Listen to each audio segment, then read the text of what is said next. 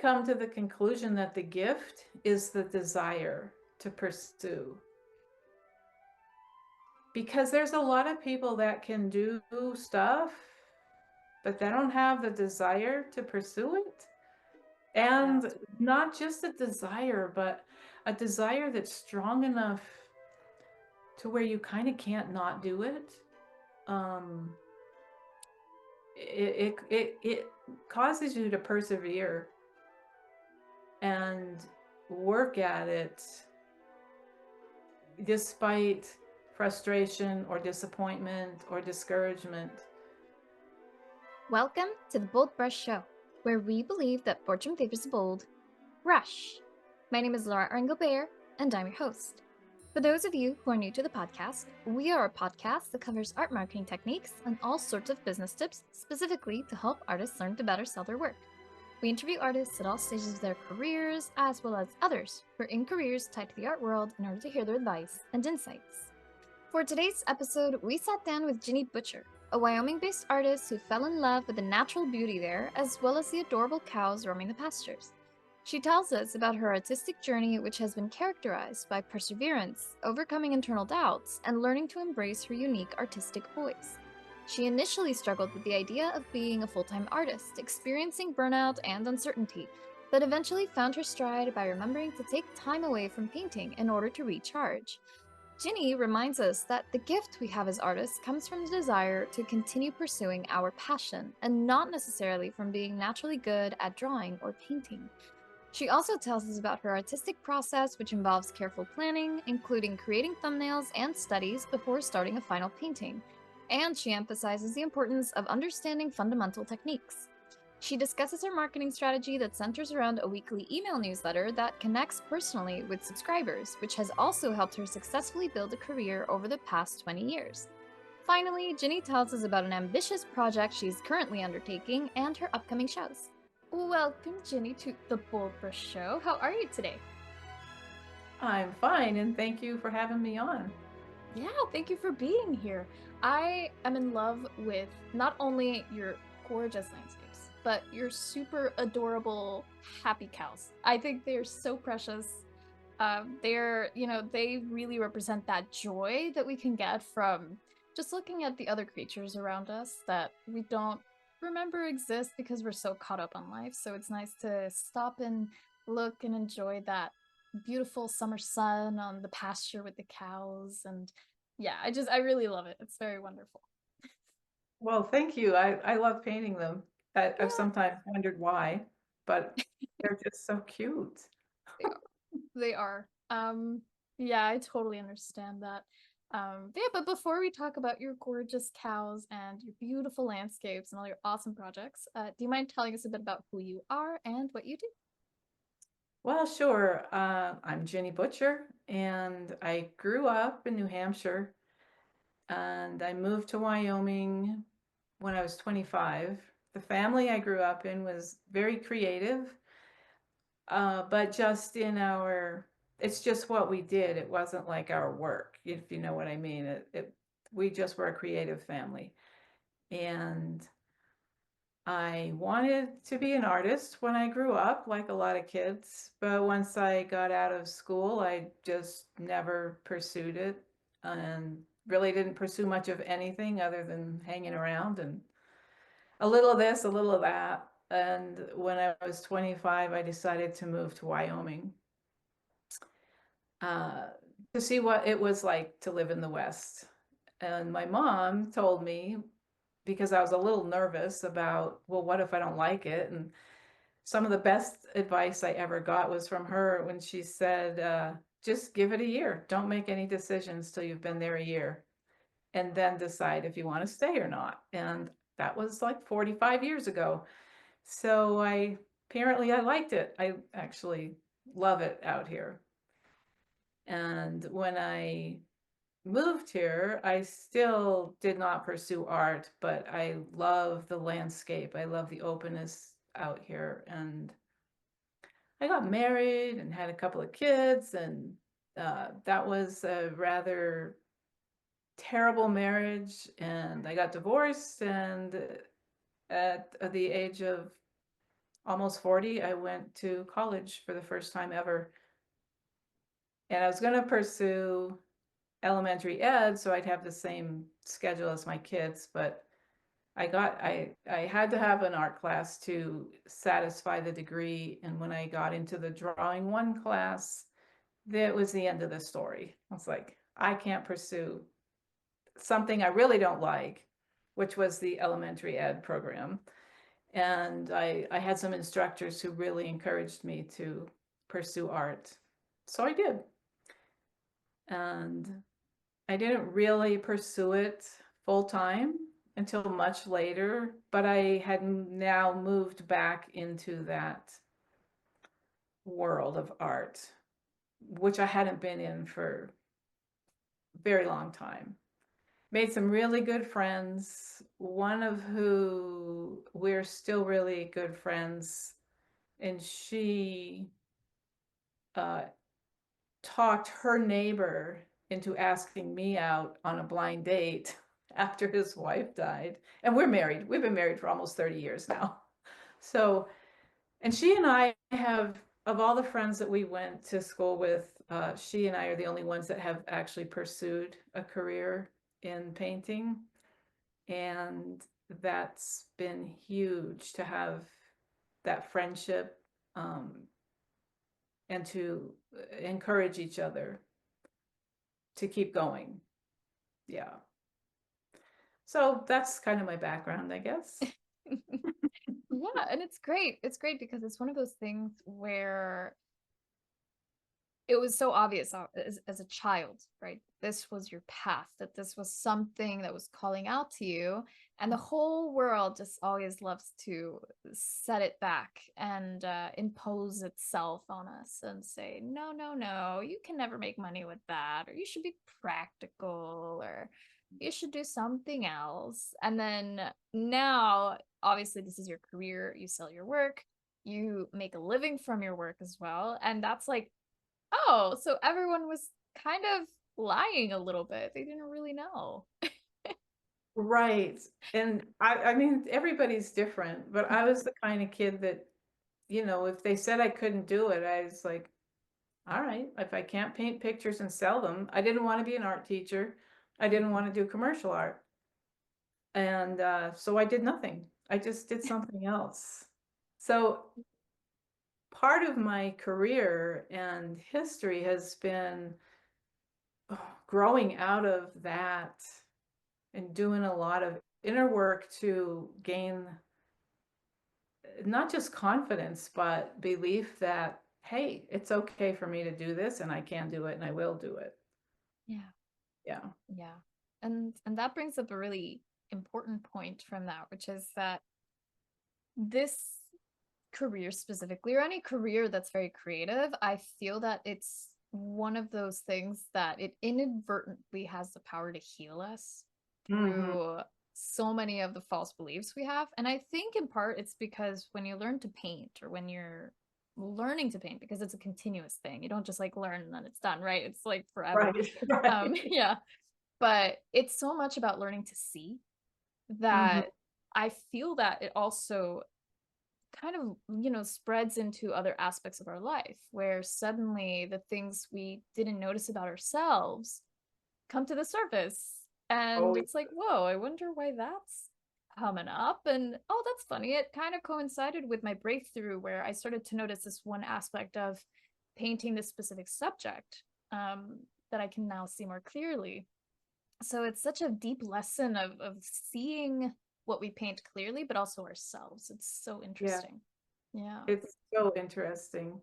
Mhm. I can't separate the two. Mhm. Um, yeah. I don't, I Yeah. don't, I could talk for hours about that. So I don't know that I should. But yeah, understanding the process and and understanding myself and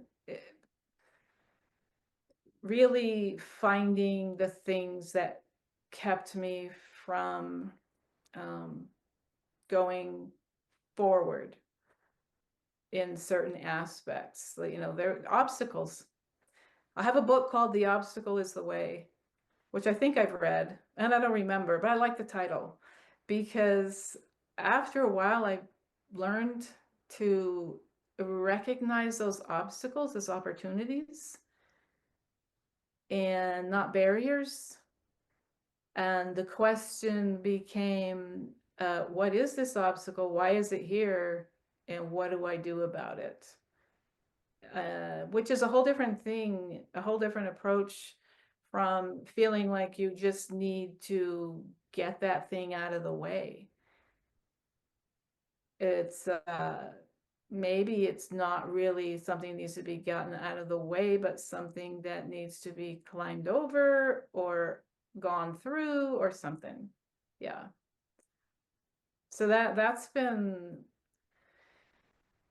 a major part of my process, for whether it's in painting or marketing or just life in general. Yeah, it's one of those things. And I'm happy you also mentioned marketing. But we will of course discuss that a little later in the podcast. But yeah, it's fascinating because not obviously, this isn't something that happens to every single artist out there. There are some people who, they paint something and maybe it doesn't necessarily bring to mind some internal conflict that they've been mulling over. But I would say that maybe for a lot of us as well, we do have that.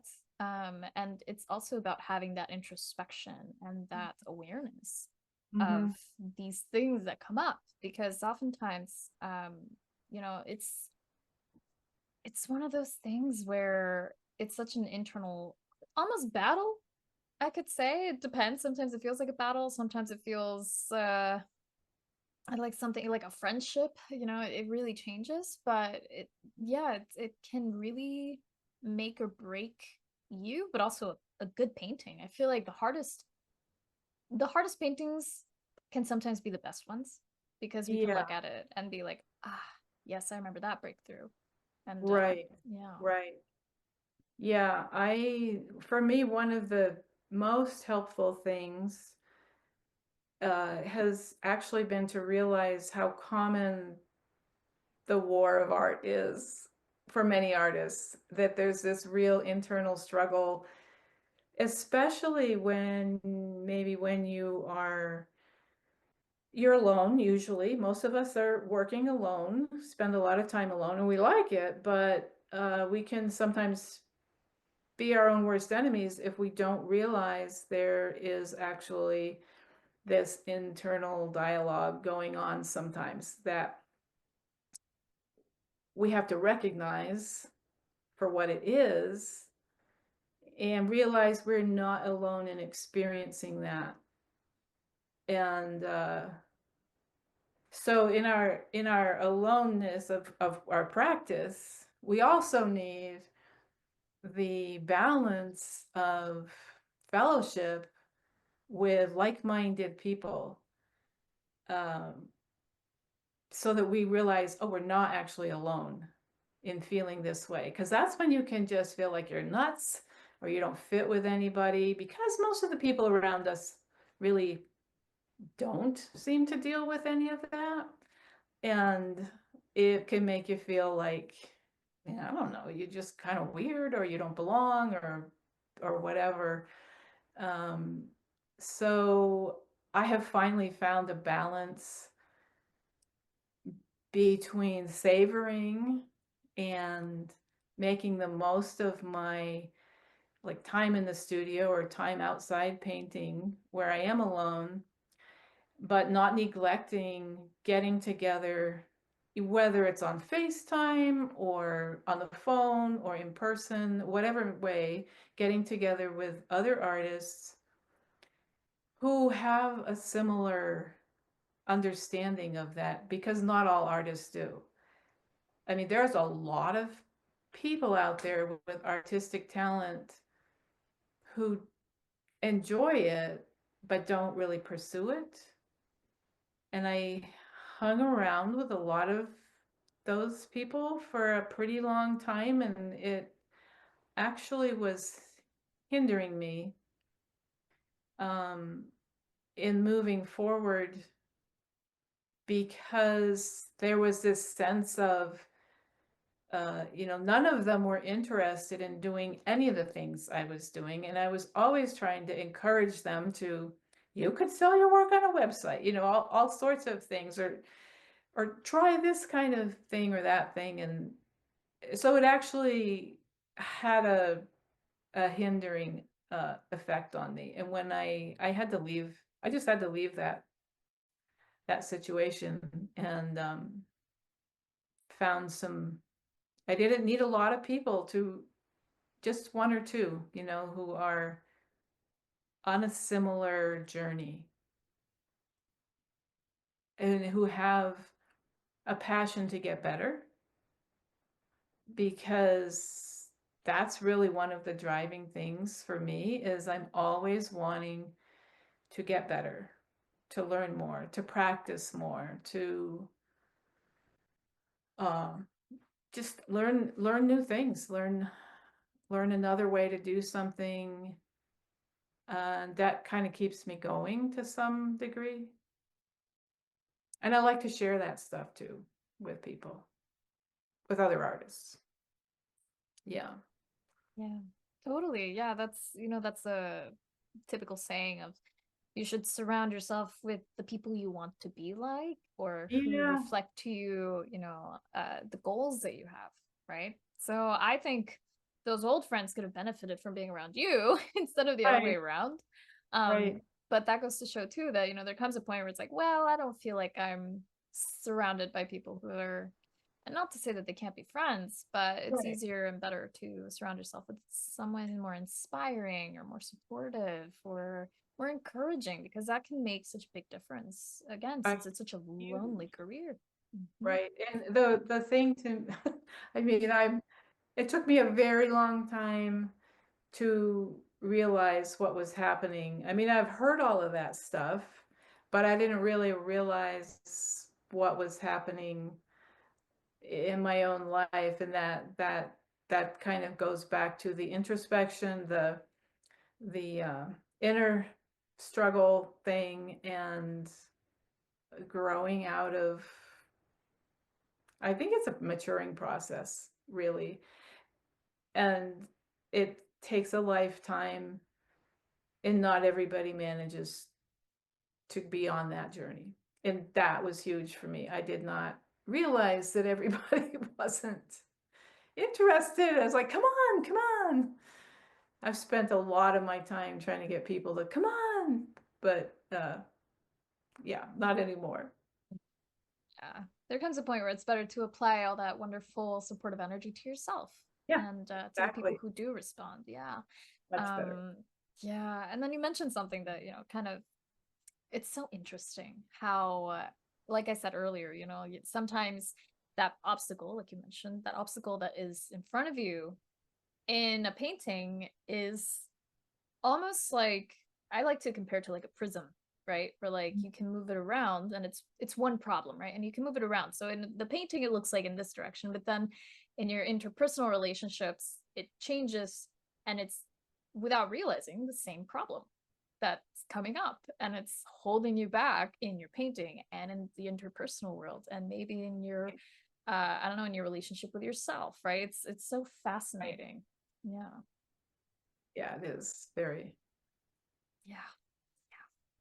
It can even be things like more like an external problem, for which is really an internal problem because it has to do with attitude. I love living in Wyoming. It is not an art mecca of any kind. And I mean, you have the exception of Jackson Hole, but that is not like the rest of Wyoming. And uh, so I used to feel like, oh, if I was only in Santa Fe or Taos or somewhere like that, everything would be different. But I began to embrace the quirkiness of Wyoming because I do love it. And it really isn't an obstacle.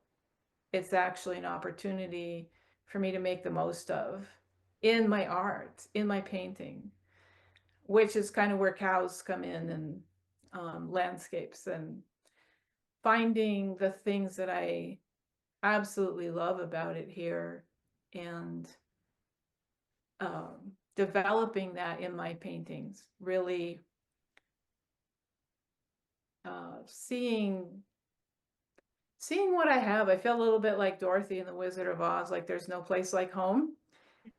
Because I spent a lot of time thinking, oh, if I could paint like so and so, or if I just, like you said, like if I just use these colors or these brushes or this style of painting, then it'll all work and I'll sell lots of paintings and I'll be happy and blah, blah, blah.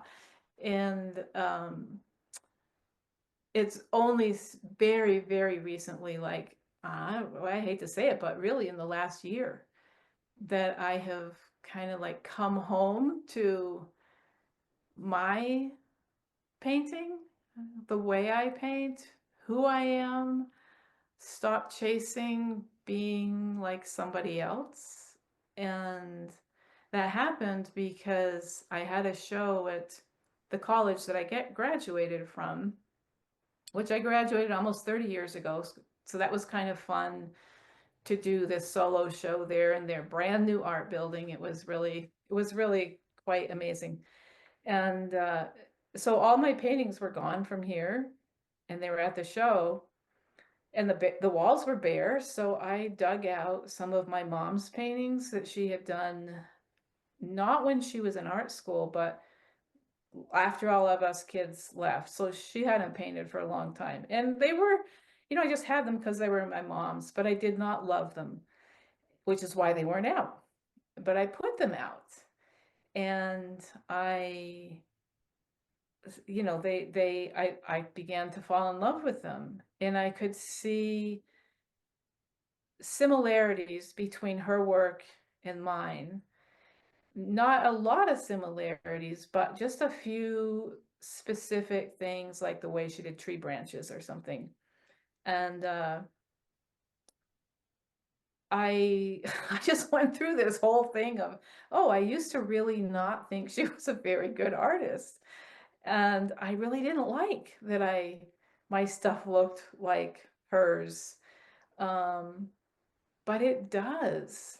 And it's fine. And it's good. That is who I am. It's like my fingerprints. And so I started just to embrace that. Okay. I mean, I can always work on, um, design and composition and color harmony and edges and brushwork. I can always work on the very basic things, but I can't get away from my own touch in it. And that's a good thing. And so there's like I have just felt so much more joy in painting, uh, joy and satisfaction, a little bit of confidence, uh, and appreciation for the way whatever my voice is. I used to, that whole thing about how did you find your voice? Well, that's how. I painted a lot, tried to be like other people, realized this is the way I paint. There it is. So, Yes. yeah. Oh man. You just mentioned a bunch of things in there that just, whew, wow, that is very profound, because you mentioned how, your perspective of the place that you're at right now, right? Like Wyoming. At first, maybe it's like, oh man, I wish I was somewhere else. Right. But it's so interesting. And I relate to that completely because I'm also a traveler and I'm also, looking out at the next place that maybe I want to, be at or there's this, it's always looking outward, right? And there's a bit of an aspect in there that you mentioned that's very much like putting that happiness and satisfaction in the future, right? We're like, Right, oh, when I have this, I'll be happy. right, Or even putting that responsibility of the happiness outside of yourself, not right, realizing that it is from within that you find Right. that happiness and Yeah. perspective, like how you Yeah. said, like it's that perspective. Suddenly I realized, if I look around, like, wow, this is actually such a beautiful place. And if you really look at I don't know, the way that the trees change their leaves here, or how the snow falls and the angle of the sun in the specific place, there's a lot to fall in love with, right? It's Oh, about, a lot. Yeah. yeah, and so much of that is also like what, and I feel like a lot of us, especially when trying to find our own voice, may experience that, what I'm about to mention, which is there's something that we're trying to escape. Yes. And yeah, and it's so fascinating when you think about it that way, because what you just mentioned about, like, oh, maybe if I was over there, or oh, I'm trying to paint like other people. It's like, why are you running away from yourself in a way, right? Like, yes, it's fine to want to learn from other Right. expressions that people might have for their work, but that kind of like refusal to accept yourself is, by seeking out the other, is so interesting, because there's that energy of escape, like run Right. away, right? Which is so Yeah. fascinating. Yeah. Right. And yeah, that's a really good, I never really thought about it as an escape so much, but I think you're right. And in some respects that was kind of always my solution to any situation I didn't like. So, well, I'm out of here. Same here.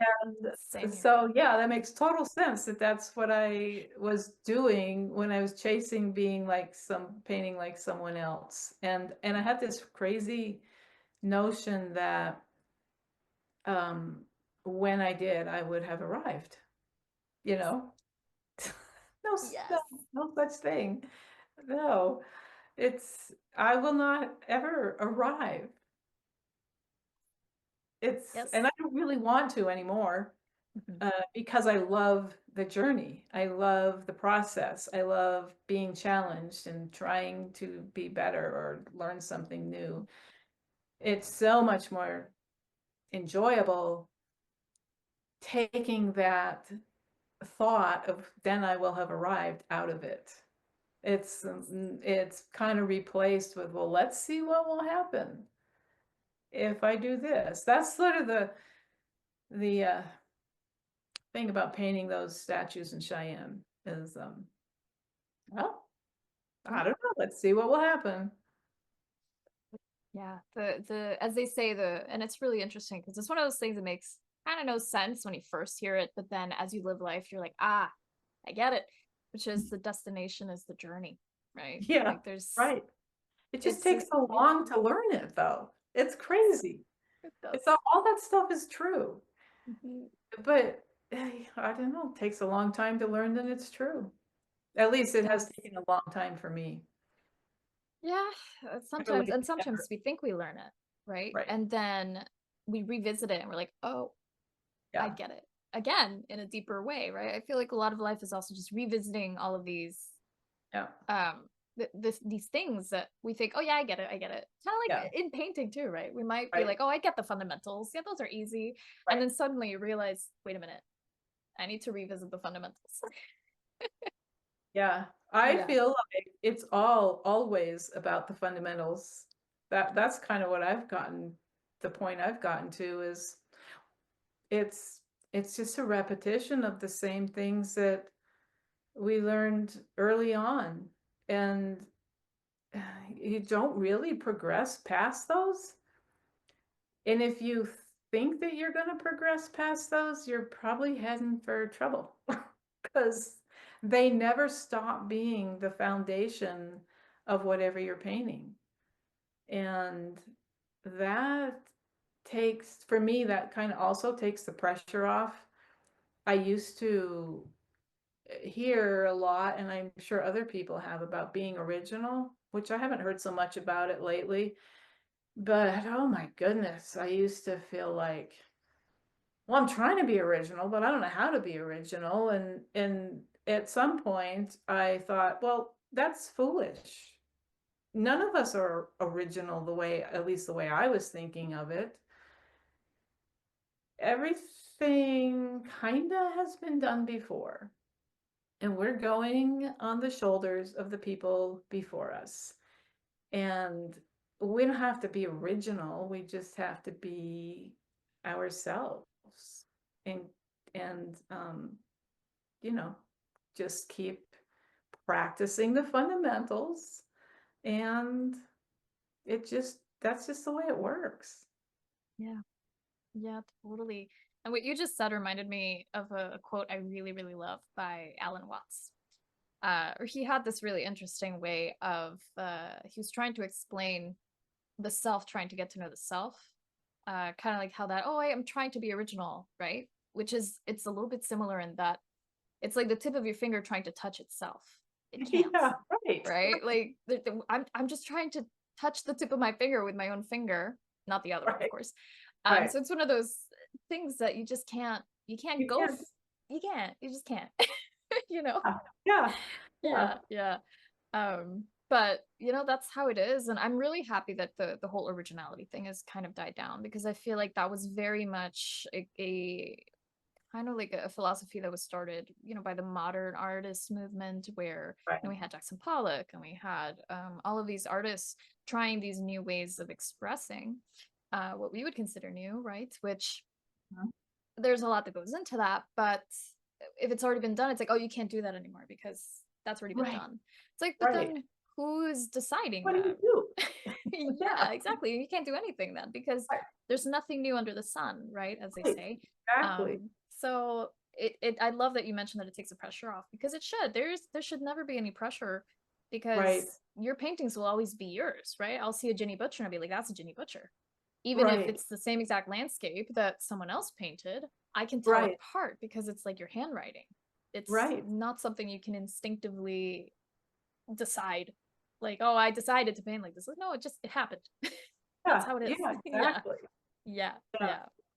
I, I earlier on, like, oh, I don't know, probably 15 years ago, I I was not understanding any of this stuff that I have said. And I did a stint of selling on eBay. Oh, is it okay to talk about this now?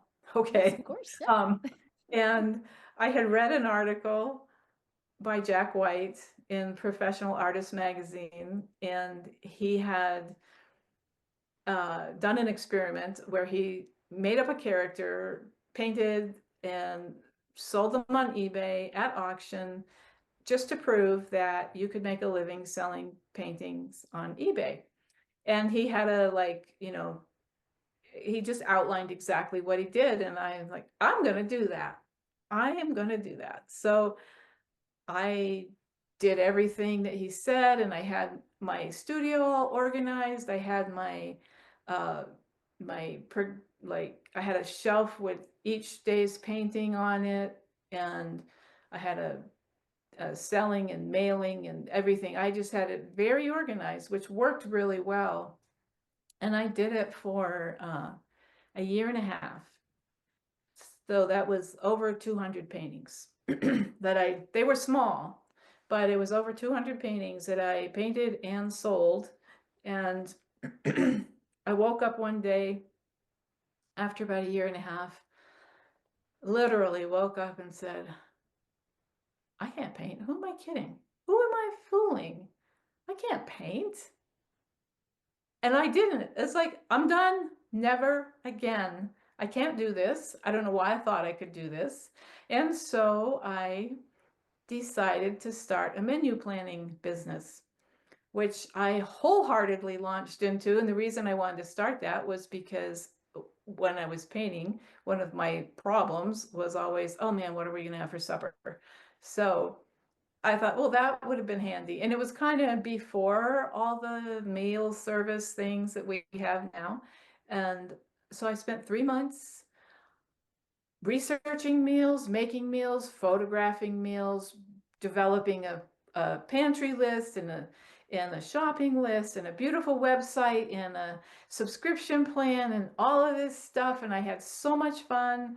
And I sold about 5 subscriptions and woke up one morning and said, I don't want to do this for the rest of my life. I got to paint. But I did not know anything about burnout. And that's what had happened. I had no, I was just putting out, putting out, putting out that year and a half. And I just had nothing left. And I didn't know that that was something that could happen to artists or other creative people or anybody really, depending on what the situation is. And I picked up a book by Carol Marine, which happened to be about that very thing.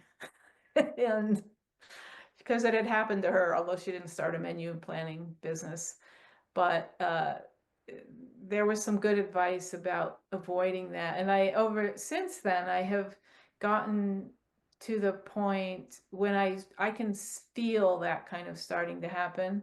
And if I feel it starting to happen, I just know stop, just stop.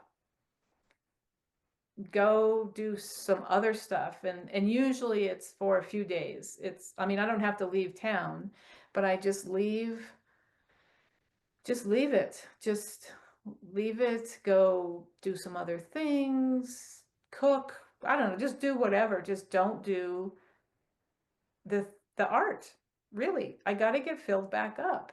I can look at art, someone else's, but I just have to get filled back up. And instead of pushing through, because I always pushed through before and never, it's like, I got to do this. I got to do this. I just have to do it. And so that was a good lesson, a really good lesson. I'm so happy you brought it up too, because it's one of those things that I think in today's world, we live in such a fast-paced environment, right? I feel like, 100 years ago, maybe 200 years ago, it was, we weren't exposed to this constant stream of services and products and sales and all these things. And the artists of before, of course, they didn't have to fill their time and energy with being bombarded with all of these useless, in my opinion, useless things. Right, That, although that we can argue against that, but the point is they weren't being bothered with ads and, oh no, I gotta go to the store and buy this because it's on sale, or all of these things that have filled up our lives today. And it's no wonder we get burned out, because we're trying to follow this pace that right, just doesn't feel very organic, where we're just giving, giving, giving, giving, giving. right, And it's like I can't take a break, because if I take a break, then I will, fall out of the stream, or I'll just, like, lose something. And right, it makes right, absolutely no sense. right. I can relate to your burnout very much, because it's one of those things where you start getting frustrated, and it's like, why am I Mm, frustrated? Why isn't this working? And then it just feels like you start beating yourself up, but really right. your brain is just tired. And like you said, Yes, you need to fill your cup again, because it yeah, is empty. yes, Take a walk. yes, yeah, yeah. Yeah, yeah. Take a walk, go have a nice meal, take a nap, read a book. Give Mhm. yourself permission to not be doing something productive, so-called productive, you know? It's like mini vacations. And and you can tell when you've done it enough and you have energy again to create, because creativity is in some ways it's exhilarating and in other ways it's exhausting. I have no idea how many decisions we're making while we're working, but it is continual. It's probably millions. I don't know. Um, just like I don't even know if you could time them. Everything we're doing is some kind of decision, totally the whole time. You can't be thinking about other things when you're painting. You can wash the dishes and think about anything. You're not, I love to wash the dishes actually for that reason. But painting, I can't usually paint for more than 2 hours at a time without taking a break. Uh, I used to work at a sign shop. I could work at the sign shop all day long because it was a whole different, even though it seems creative and it had a creative aspect, a lot of it was simply once you had your design, you just followed the design. There was, you weren't making more decisions. And you could think about anything. And painting, and I'm sure other, sculpting or whatever is similar.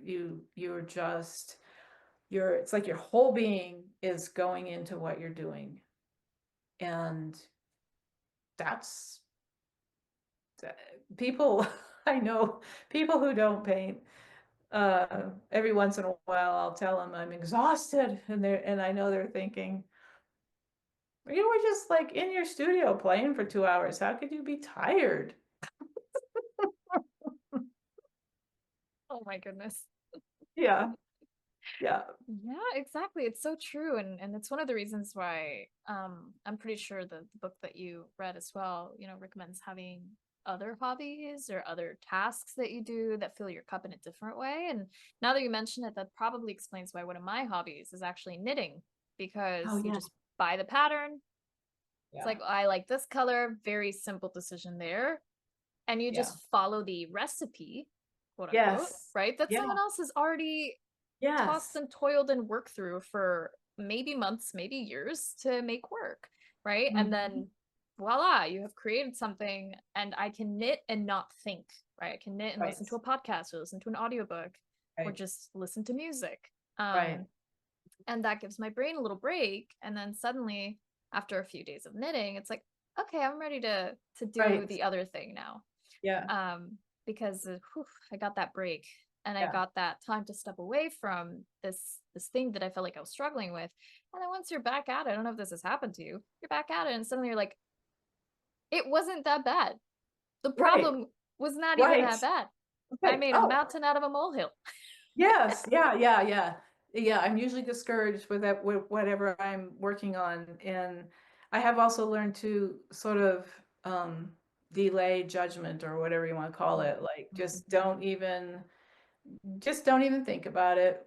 Wait a few days, and then, oh, that's not so bad as I thought it was. I don't know why I was upset, but one of the things that I've learned to do in the last couple of years was I took an online workshop with Scott Christensen, and I have known and been told for years to do thumbnails and all that, and I was always in too much of a hurry to do them. I just want to get to the painting, and ruined so many paintings by doing that.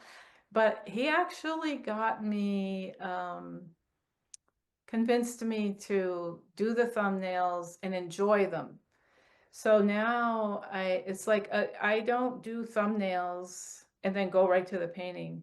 I might do a whole day or half a day, and this is fun and not exhausting.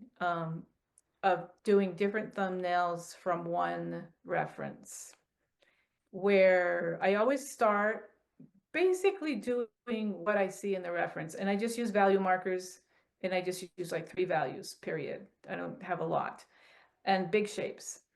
And after I do the first, basically copying essentially what's in the reference, and they're tiny, uh, then I uh, then I start oh, well, what if I make this hill over here? What if I move this tree over there? What if I make this tree big?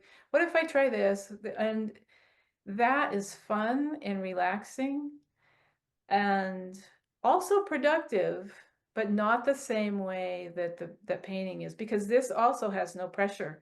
This is like, hey, what if this, how about I make it a really horizontal format, or a vertical, or a square, just exploring different ideas. And then after that, I mean, I usually don't even look at them right away, but when I want to make a painting, I might go through some thumbnails I've done, and the one that just really jumps out at me, then I'll do a couple, and maybe more than a couple, but usually just a couple tiny gouache studies with the same shapes and values that the thumbnail has. And so, the color I'll use these colors for this one, and then I'll use these colors for that one, so I can compare color. And they're so small and so simple that I can do them pretty quickly. They don't have to be detailed. They're just an idea, just a color scheme or whatever you want to call it. And then from there, I take the one that I like the most and make it a little bit bigger in gouache. And if I still really am liking it, I might go a little bigger, say maybe 9 by 12 in oil, where I start to develop the different areas, the shapes, because they have to have variety within them. And the bigger you get, the more that's necessary. So this process, by the time I do a bigger painting, which my biggest paintings are maybe 24 by 30, and I don't do a lot of those. Do a lot of 16 by 20 or 18 by 24. But by the time I get to that point, if I still really love that scene, I have worked out most of the major problems. And so when I'm painting large, even though I still have a ton of decisions to make, those really basic fundamental ones that make or break a painting have been made. And I can trust what I've developed so far. That I cannot tell you how many 18 by 24 or 16 by 20s I have in the past, before I started doing that, just ruined it because I had no plan. I just had a lot of enthusiasm and some knowledge, but really hadn't even considered what kind of problems I was going to run into design wise. Mainly, it's usually for me design wise. I did not work that out in the beginning, and so that has also contributed to all of it being much more enjoyable and a lot less burnout, because I can do the fun little things without the pressure before it's that whole thing I'm sure you've heard of, musicians practicing for one performance and then practicing for another, and why we think that we don't need to practice that stuff before the painting. I don't know, but for some reason we just think we should be able to sit down or stand up and knock it out without practice. And yeah, so that's my landscape painting process. Cows is not so much, because it's usually for the cows, it's usually just a face. Now, if they're in a scene, that's a whole different thing. I have to work out the design and composition and everything. If you've been enjoying the podcast and also want to be able to ask our guests live questions, then you might want to join our monthly BoldBrush Live webinars, where our guest artists discuss marketing tips, share inspiring stories, and answer your burning questions in real time. Whether you're a seasoned painter or just starting your creative journey, this is your chance to connect, learn, and spark new ideas. And whether you're stuck on a canvas or building your creative business, this is where breakthroughs happen. Don't miss out. Ignite your passion and transform your art practice by joining us. Our next BoldBrush Live webinar is coming up on May 22nd with our special guest, Sarah Sedgwick. You can find the sign-up link in the show notes. At BoldBrush, we inspire artists to inspire the world, because creating art creates magic. And the world is currently in desperate need of magic. BoldBrush provides artists with free art marketing, creativity, and business ideas and information. This show is an example. We also offer written resources, articles, and a free monthly art contest open to all visual artists. We believe that fortune favors the bold brush. And if you believe that too, sign up completely free at boldbrushshow.com. That's BoldBrush show.com. The BoldBrush Show is sponsored by FASO. Now more than ever, it's crucial to have a website when you're an artist, especially if you want to be a professional in your career. Thankfully, with our special link, faso.com/podcast, you can make that come true and also get over 50% off your first year on your artist website. Yes, that's basically the price of 12 lattes in 1 year, which I think is a really great deal considering that you get sleek and beautiful website templates that are also mobile friendly, e commerce, print on demand in certain countries, as well as access to our marketing center that has our brand new art marketing calendar. And the art marketing calendar is something that you won't get with our competitor. The art marketing calendar gives you day by day, step by step guides on what you should be doing today, right now, in order to get your artwork out there and seen by the right eyes so that you can make more sales this year. So, if you want to change your life and actually meet your sales goal this year, then start now by going to our special link, faso.com/podcast. That's FASO.com/podcast. Yeah. Oh, I really love that you mentioned that because it highlights the aspect of painting. Obviously, we want to approach painting with all the enthusiasm and love and inspiration that we carry within us. But it's hard to pull it off if you don't have a plan, like you said, right? So like for example, I'm learning an instrument right now. So I felt I resonated so deeply with what you just said. And I was like, oh, I really want to play this one song because it's from my favorite TV show or from a movie or from something. And I don't even know what the notes are, right? So I'm trying to do it by ear. Oh, And then yeah. I'm like, I realized after a while of playing it, I was like, oh my God, I've been doing this for 4 hours. And I finally think I got it, Right. but it's still not enough, right? It's like I still need to practice even more, right? So, of Right. course, it makes sense that we would need to do the same with painting, right? It isn't like, okay, I'm just gonna jump up in front of everybody and fumble my way through this song. I can't, Yeah, right? right. Right. Yeah. So it should, Yeah. yeah, it makes And you perfect don't sense get that mad at yourself. I don't think you get mad at yourself. I no, mean, you're not at all. probably realizing, "Oh, this is gonna take me a while to figure out how to do this." And Yeah. yeah. Yeah, and I don't think I mean, sure, maybe there are artists out there who can just, pull a canvas and do it all and it works out.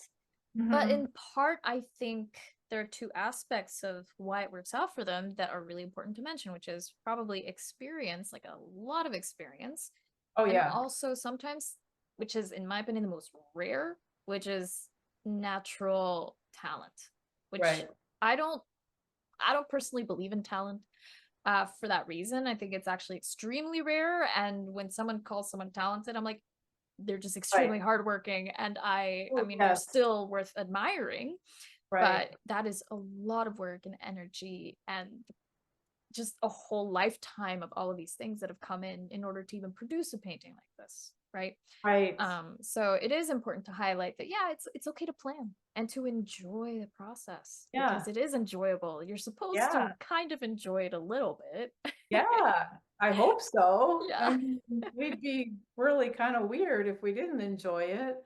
The Yeah. other thing, people talk about it being a gift, and I've kinda come to the conclusion that the gift is the desire to pursue.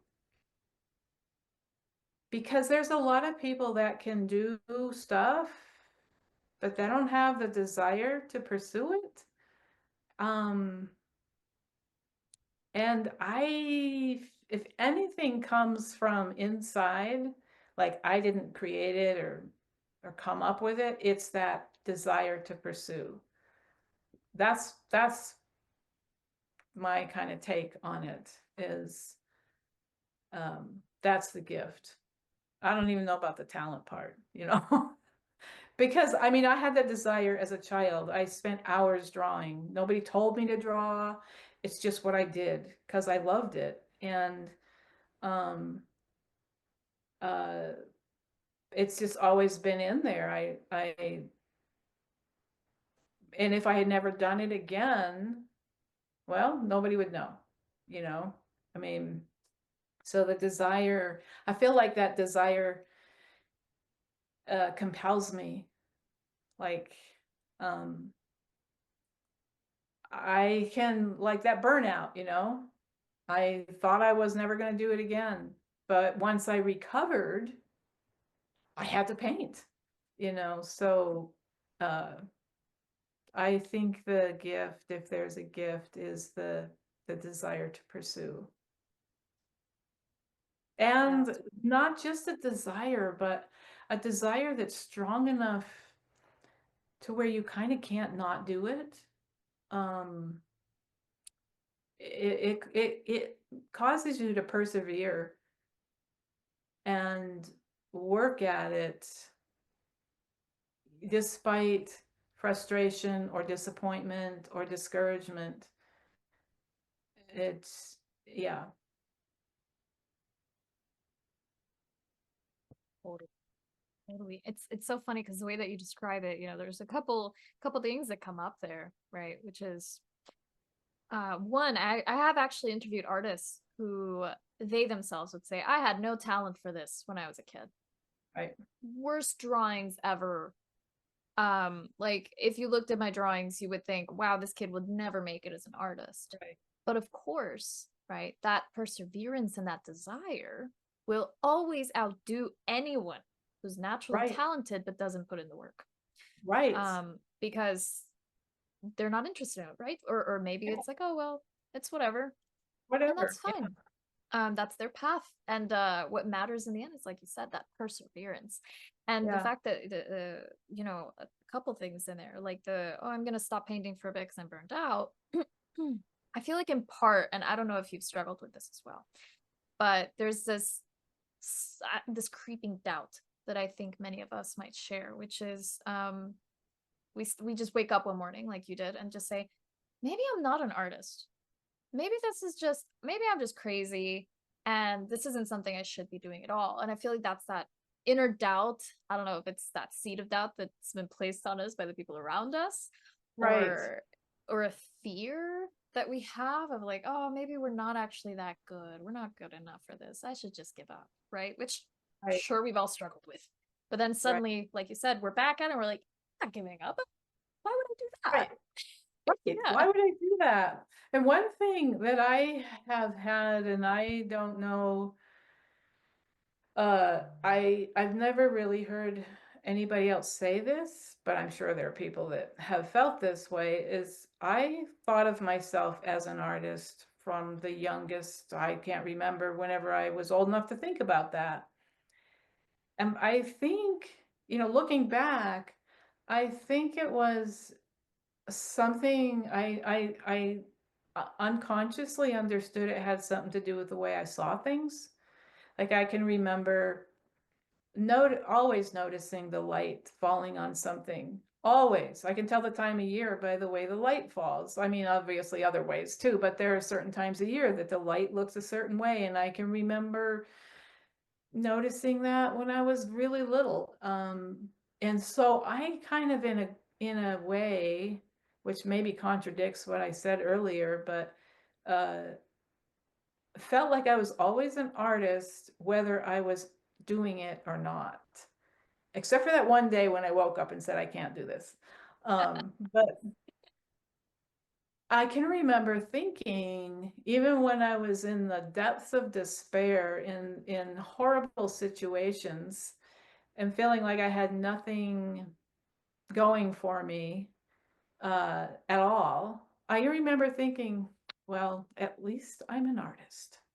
I wasn't doing art, but I had that sense of identity, which is really weird to me because I didn't do any of it for so long. But I've heard, most of my artist friends talk more about the doubt of whether or not they're an artist, but I don't know, it was just an internal thing for me.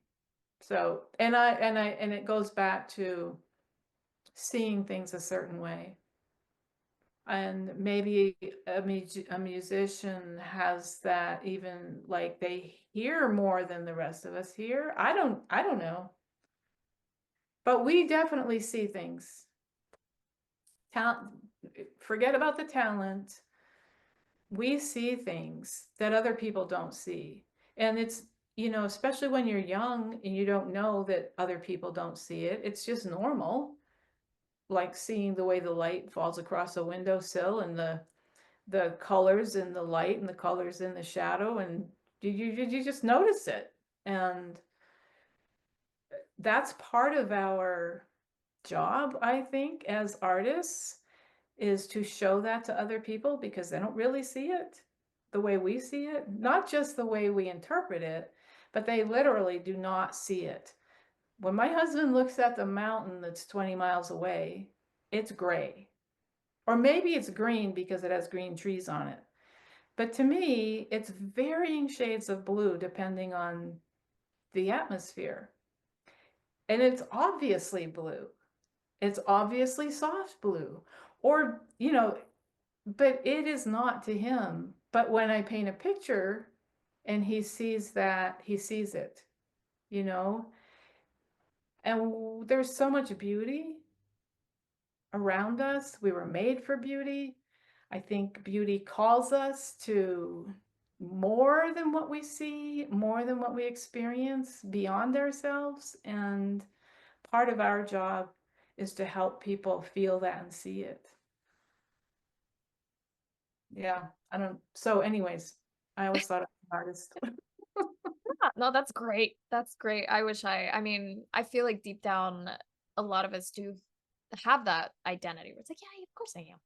But I think sometimes it's a little bit of like that productivity trap where it's like, Yes, yeah, it's different than the artist who's doing art. yeah, It's very different, exactly. you Yeah. know. Yeah, it took me a long time to realize, oh, if you're actually like gonna be called an artist or be Uh-huh. considered an artist or be an artist, you have to do something. You have to do Yeah, the art. exactly. It's like if I feel like I haven't painted or I haven't produced enough, Right. it's like, am I? Am I? Oh, You yeah, know, it's almost like yeah. I one of the things I mentioned to myself just to remind myself is like, well, if someone studied to be a doctor and they have their degree, they don't stop being a doctor Right, just because they're maybe not practicing. They're still a doctor. They still have right. the knowledge, the wherewithal, the everything, the work that's been put in. So it's good to remember that. Yeah. Yeah, Yeah. yeah. Um, but yeah, and then I really want to ask you too, what do you find to be one of the most valuable traits that an artist can have? Well, I think perseverance, uh, and curiosity. I don't know. The two of them, maybe perseverance even more than curiosity, although they're really both important. But for me, the perseverance is something I had to learn. I was really, uh, I went to a small school. So in school, I did art. I stood out. I could have had a full ride scholarship to an art school. I had a lot of recognition and sort of recognition, and uh, it was pretty good in that little place. Um, and it was easy for me. So when I started pursuing it so much later, the hard thing for me was learning that it's hard work, actually. So that required perseverance because it had always been easy, but I didn't really do anything before with it. I just made pictures, I wasn't trying to sell it. I wasn't, um, I loved to give my stuff away. I loved to just, yeah, it was fun to give it away, but you can't do that if you're going to pursue it as a career. So perseverance and which will carry you through the issues, whatever issues come up, um, because they come up, a lot of them. Inevitably. Yeah, Yeah, it's one yeah, of those careers that's organic, you know? yeah, yeah. It's like growing There's an no, apple tree, you know? You yeah, just have to water it prune, and fertilize it, and sometimes maybe it'll get sick, so you got to trim it. yeah. Or yeah, it's an organic thing. Maybe It one year really you don't get is. apples because Yep. it didn't get Right. pollinated enough, and that's okay. You just have to deal with that in a different way. Right. Yeah, yeah, totally. And then for you, what was it like? Because obviously, I mean, finally got to this point where you're like, I want to make a career out of this. I really love it. What was that like for you when you made that jump into becoming an artist? full-time Well, artist? it happened after I married my husband, and this gave me a lot more stability, because I was a single mom before that and working a few jobs, and it was, my kids were young, and it was, I mean, I just couldn't even really do it. But I had been back into art because of college. So when I married my husband, the stability helped me be able to pursue it more.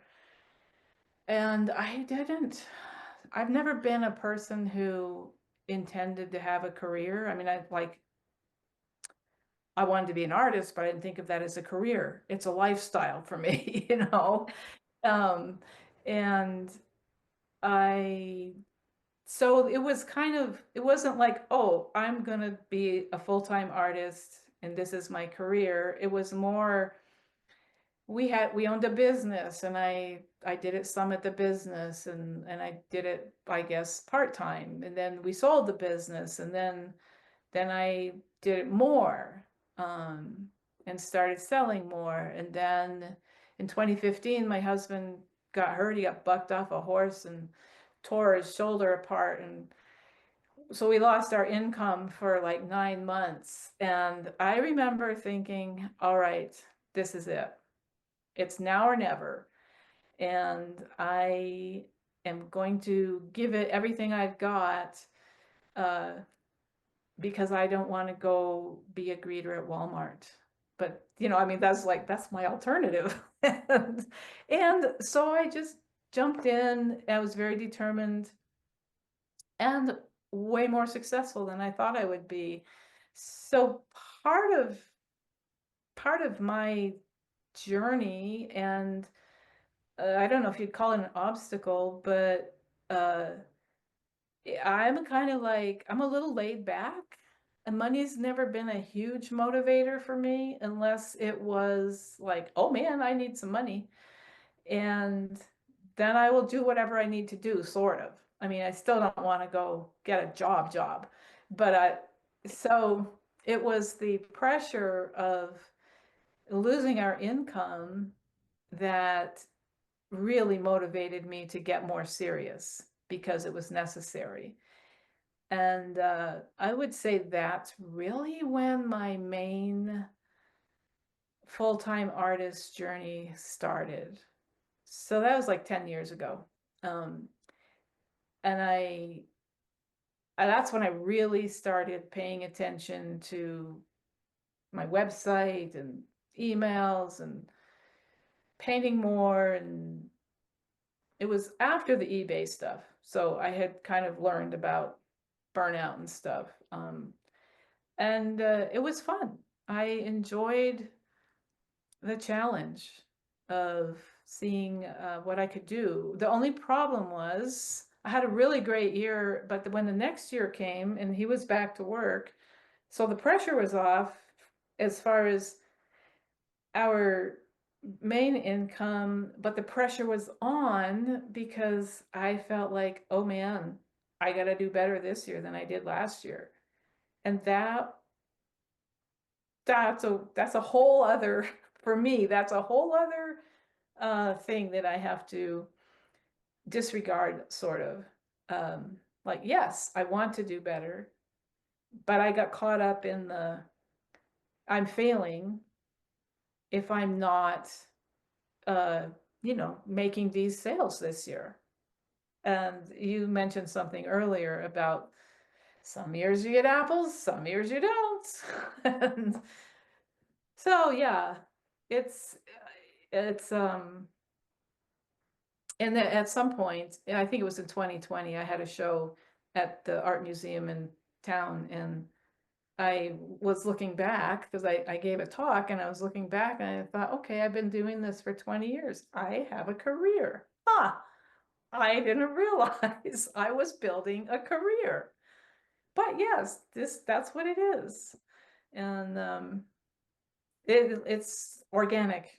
You just don't know from year to year. But you persevere, and you keep trying new things, and find your people to encourage and support you and keep going. And like you said, it's that desire that is that little seed inside of that perseverance. It's Yeah. I can't stop myself from wanting it, so I might as well give it a shot and keep going. And just a little longer, and then suddenly, oh, it's been 20 Yeah. years. Wow. Yes. Yes. That's exactly how it was. I was like, huh, well, Yeah. maybe I got 20 more years in me. Let's see. Yeah, exactly. And it's great that you realize that you shouldn't pressure yourself, year after year to do more and more and more and more, right? Because yeah, maybe that apple tree gets bigger, just to continue with the metaphor. The apple tree could get bigger, but Mhm. has certain needs in order to be able to get more apples, Right. or if you can't really control a drought, right? Right. And that also affects the product, which that's one of those external factors in the career of an artist. So like, oh, maybe this year, I don't know, in the area where I live or in the area where my gallery is, there was a huge fire and a lot of people lost a lot of money, and therefore collectors can't really afford any paintings this year because it's just been so tough. But maybe next year, they'll be back on their feet, and then they'll be able to afford more. So there's a lot of external extenuating factors that come into play. But as always, success and inspiration need to find you working, and you Yes. just Yeah. got to keep going. Yeah. Yeah. No whine. No I whining. mean, mind a little bit, but you just Yeah. keep going anyway. Right. You Yeah. can cry while you paint. Um, Right. yeah. And then I wanted to ask you, because earlier you mentioned how your internal perceptions and how they've changed and how they also affect your marketing. I really want to hear more about how your marketing tactics may have been affected by your internal growth as well. Yeah. So when I first started, it was um 2000 or 2001. I don't know. It was a few months before 9/11. And I had great success. I was using pastels and I had great success, and then 9/11 happened and everything went kind of crazy, and I hadn't been in the business long enough to realize really any of how things were affected by stuff like that. And but that the galleries began to close, and so that kind of led me into considering online stuff, even though it was kind of new-ish. And I I can't remember when first uh, built a website, but it was with FASO, and it's been a while. It's been at least 15 years, I think a little longer than that. I think, I'm not sure. I've tried to find out, but I couldn't figure it out. But um, I really like that, and I read their articles about marketing, and particularly email.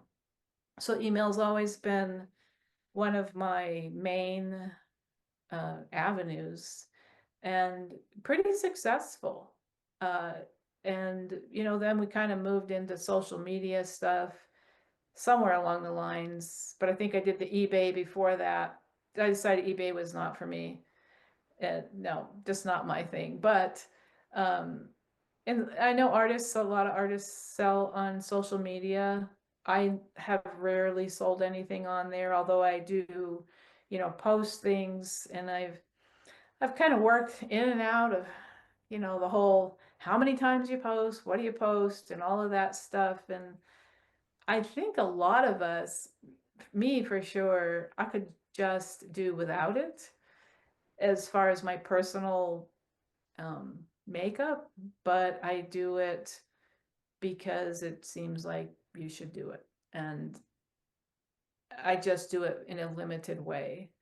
And I don't put too many, I don't put like a lot of hope in making sales through that, because still my newsletter has been my best, either newsletter or in person or galleries. So I put a lot of focus in my newsletter especially during COVID. Had some of my best years during COVID because of my newsletter and because people couldn't get out, and I did things with sales and fun things that had a great response to. Um, and in my newsletter, I've tried to approach it in a very friendly, kind of personal way, um, because that was some of the advice from FASO, and just making connections with people. And lately, the last year or so, I've kind of shifting my focus a little bit, not away from my newsletter or my website, but I'm ready, almost ready mentally to approach galleries again. Um, so we'll see how that goes. And part of that has to do with being more confident in the quality of my paintings. And I have upped the quality of my presentation and framing and just materials and things like that. I feel like, okay, I can do this now. I'm good enough. I've learned enough. I I can do this. Because for a long time, I didn't want to approach galleries after they started closing down. I did a couple. I did not realize, I had no understanding of the value of gallery wall space in the sense of I knew they got their commission, but I didn't realize, well, they're gonna prefer to sell a $5,000 painting over a $500 painting, especially if they take up similar wall space. It's just, that's just is like a very basic, makes sense, but it took me a long time to understand that. So I still am doing my newsletter, my website, and will be looking for some galleries this year, maybe at the end of the year, kind of making preparations for that. And also, uh, giving myself some pep talks.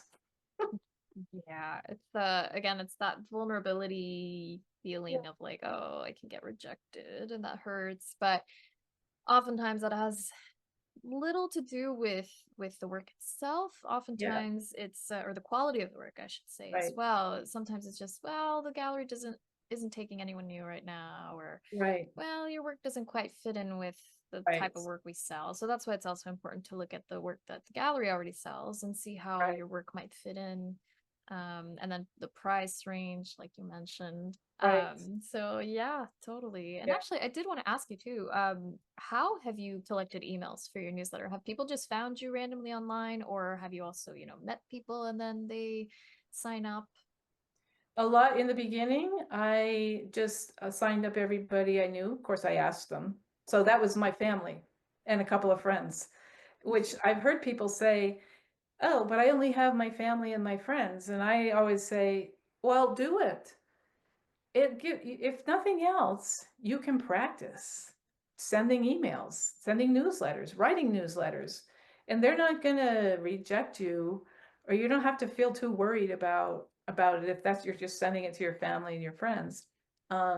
So that's what I started with. So it was like 10 people, and then I just would have an email sign up sheet back in those days. If I went to it, had a show, if depending on the situation.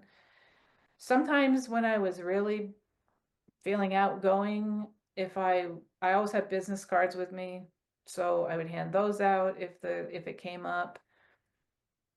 Um, I'm trying to. I have like 250 people. I seem to average 250 people. Some leave, some join, and I don't really know where they all came from, but I do know some have come through the art alerts and daily art stream when I remember to make my paintings public. So I've gotten some that way. Just kind of all over. I don't think there's really been a one main stream except possibly me asking people if they would like if I sell a painting at a show and I know who bought it, because I don't always know who bought it because they don't always tell you. But if I do, I try to get a hold of that person and ask them if they would like to receive my email. You know, I thank them for buying it and would they like to get my email?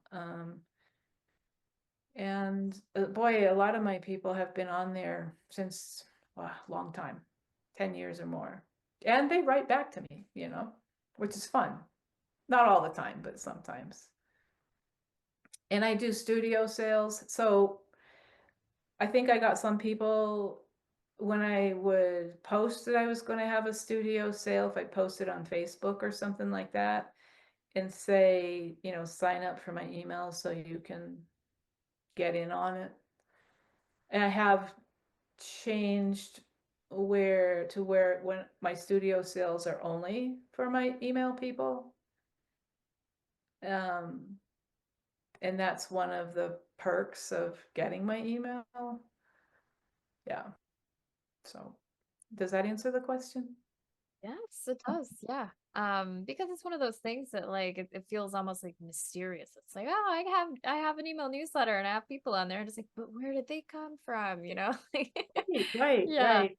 Yeah. So it's I good to go, know. yeah, Yeah. I'll go Yeah. through the list sometimes, just looking, and it's funny because most of the time when I think about it, I can think of maybe 5 people. But when I Mm. go through the list, I'm like, oh yeah, so and so, oh and so and so, oh yeah, wonder how they're doing. Yeah. And it's some people never reply, but pretty often, you know, here and there, I Yeah. get reply. Yeah. And then of course you can see the open rate as well on the Right, website, right. which is really nice too. And oftentimes artist newsletters tend to have a really good open rate compared to Yeah, other newsletters because right. of course the people who sign up actually care and they do want to Yeah, read and they are curious. yeah. And I would like to say, I used to do it once a month, you know, like consistently once a month. And a year and a half or so ago, I started doing it once a week. And it seemed a little overwhelming at first, and I was kind of afraid, like, oh, I'm, you know, bombarding people with it. But it's so much easier to do once a week than once a month. And the reason is I try to make each one only about one thing instead of a whole bunch of things. So it's not a newspaper, it's just a little letter or note. So it's not real wordy usually. Um, and it'll have 1 or 2 paintings, or maybe it'll be, you know, about a plein air trip and have some pictures of me painting or the process or something. Uh, and I always try to write it like I'm writing to one friend. Yeah. Oh, I love And that. Yeah. nobody has stopped subscribing because I sent it once a week. And it's much easier to write about one thing once a week than to get, you know, a month or sometimes longer for some people has gone by, and you're either trying to write about everything or trying to pick out what one thing should I write about. And most of us actually have a lot going on.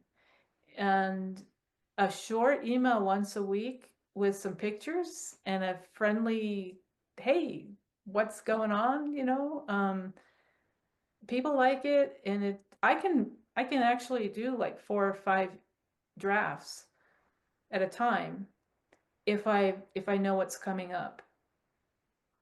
And so if I take a day in a morning and I'll do 4 or 5 drafts, and then I'll go back and, you know, finish the one that's the most immediate one. And then it's just so much easier. I know it sounds overwhelming, but it's much easier. Yeah. Yeah. And it's one of those things that it it does work. Um, it does lead to more sales It than you would does. expect. Yeah. So it is worth, trying a few different ways, kind of like how I used to do it once a month and then I tried once a week and then that worked better for me because, what matters is that it happens at all, right? And that you Right. can put it in your schedule because it's Yeah. for some people it's like, oh, I don't really like writing. Right. Even though I know that it actually works really well. Right. And you know, if someone forgoes newsletters completely, then of course they have to make up those sales in other ways or try to Right. find other streams of income because, you know, everyone has their own path and their own, you know, priorities. Yeah. But I think personally, the email newsletter for sure is it's one of those things. It's very invaluable. Yeah. I Yeah. agree. Yeah, totally. And then do you have anything that you wish you had known earlier in your career as an artist? Yeah, I have a lot of things, but for me, I think the thing that like I really wished I had realized is the hard work. The painting, I mean, the painting part's hard, but it's easier than the marketing. So I wish either I had gotten help sooner with marketing or really understood that the business part is like sometimes more than half of the whole thing, depending on how you're doing the business. You know, if you're doing all your selling yourself, that's for sure going to be more than half of your time. And if you're going through galleries, I'm pretty sure that would be a little less time, but it still requires some time. So I wish I had realized how much work the business end is and how worth it is learning some solid business practices. I started I just have a little bookkeeping.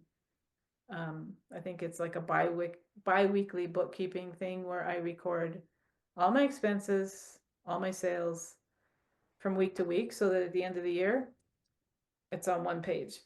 I know it's so much simpler than QuickBooks or something like that. And it costs like $20. And it's interesting too that you brought up something that kind of reminds me of something I've been thinking about a lot, which is how oftentimes it isn't the thing that's difficult, right? It's the way we go about doing it that's Yeah, difficult. yeah, So if it's easier for you to, yeah, man, I like in putting it in QuickBooks directly, then do that.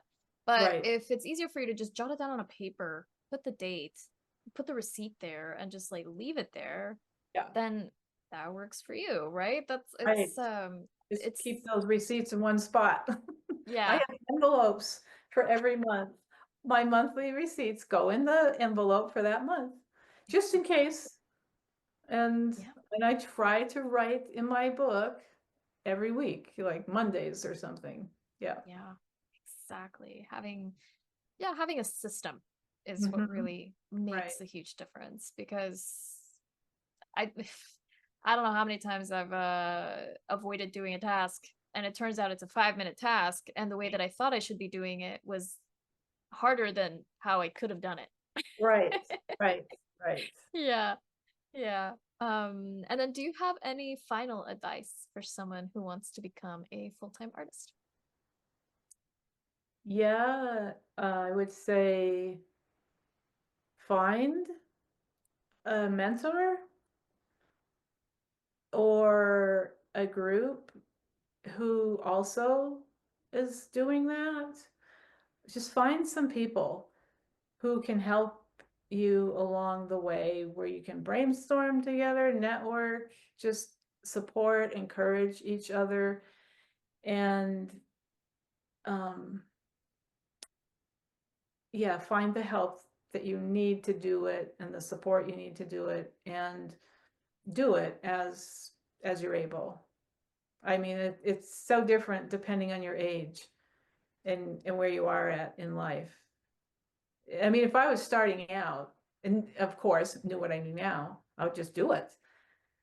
When I didn't, because I didn't have any big expenses. I wasn't married, I didn't have kids, I had a dog, my expenses were minimal. I was very mobile and it's yeah. do it. But find some people to come alongside you in it is, I think, big. Yep.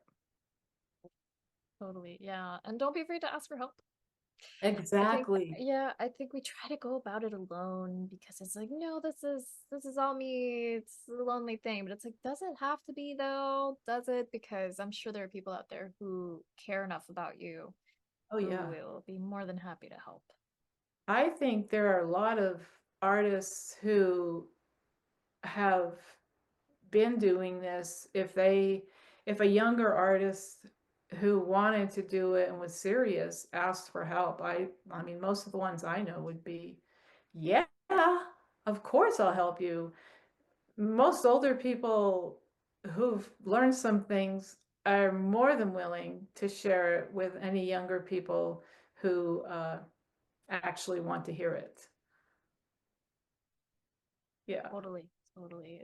I think we underestimate that human empathy for like if especially artists who have been doing it for so long, they've been through the exact same thing Mm-hmm. every step usually. Mm-hmm. And how we were talking about earlier also, like, oh yeah, maybe if I buy those brushes and those paints, I'll paint exactly like so and so. And we've all done that. We've all done Right. that. It's part of um the growing up. exactly, yeah. I mean, maybe somewhere out there someone hasn't done that, but we've all thought it at Yeah. least, where it's like, oh man, I want to know what brushes so and so is using.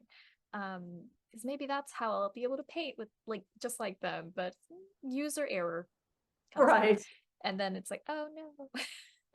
Right. Yeah. And then I wanted to ask you also, do you have any upcoming shows or exhibitions? And I want to hear more about these sculptures in Cheyenne Okay. as well. Well, I am included in I think it's the 26th annual juried exhibition for the American Impressionist Society this summer in Hamilton, Montana. And I'll be going there to participate in some of the events that they're doing. And I was explaining earlier about this bronze project in Cheyenne, Wyoming. So Cheyenne's the capital of Wyoming, and that's where the Capitol building is. And about, I don't know, 7 to 10 years ago, Harvey DeSelms, who owns the gallery that I'm in there, started this Capitol Ave bronze project. And the goal was to have a bronze statue on every corner of Capitol Ave from downtown at the depot going up to the Capitol building. And that was about 30 statues, which they have far surpassed that. There are now 76. And it's a really cool project. It is every statue is connected in some way to Wyoming or Cheyenne history, whether it's a family that homesteaded there or whatever. And there are multiple donors who have bought and donated the statues, and they're in various sizes. So I got the idea last December to paint the statues. I mean, go down there and paint them on the street corners wherever they are.